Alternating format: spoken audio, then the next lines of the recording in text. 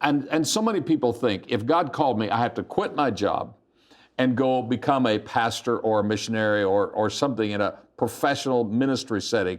Oh, no, folks, no, don't do that. Please don't.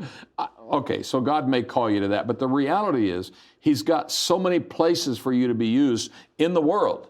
And Kimberly is learning that. So Kimberly and her husband, Bill, who I'll get to introduce Bill to this crowd one of these days, but Kimberly and Bill have got so many places. So you talk about you were a minister because you were the CEO of a major Christian organization, and you were also CEO of a baby.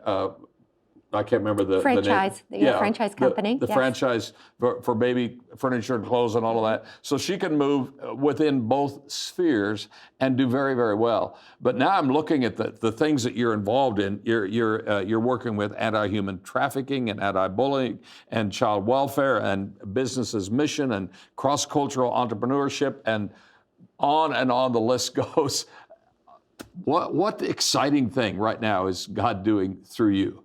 I think the most exciting thing is working with these founders and C-level personnel of these organizations. Okay. And they are looking at what are we doing in this next season, this next strategic planning, right, so that we can be sustainable and we can be impacting in a greater measure. So being able to look back at that and say, what does that look like for each one of these individual organizations? So being able to, I feel like one of the things that God has called me to is to be a matrix in the body of Christ, connecting all these people, connecting all these organizations, connecting all these resources so that they can better fulfill each thing that they're called to do.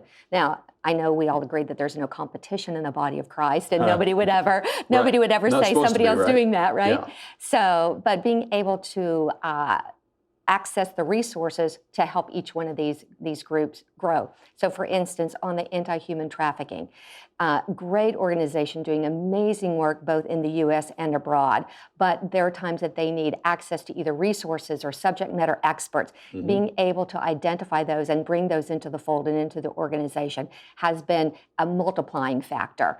The anti-bullying group out of Dallas, Texas, doing tremendous work, and being able to bring them into that education community, right, and being able to change the lives of parents and children and teachers and educators and administrators in the education space.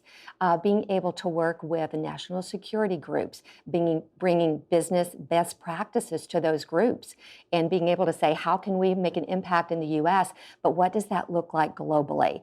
And some people, it may look like it's just one-off business things, but for me, it's all about kingdom. Each one of these has a kingdom impact because we're changing the way that they think about business, they think about developing their organizations, but they think about the outcomes also. And therefore, we have a great kingdom impact.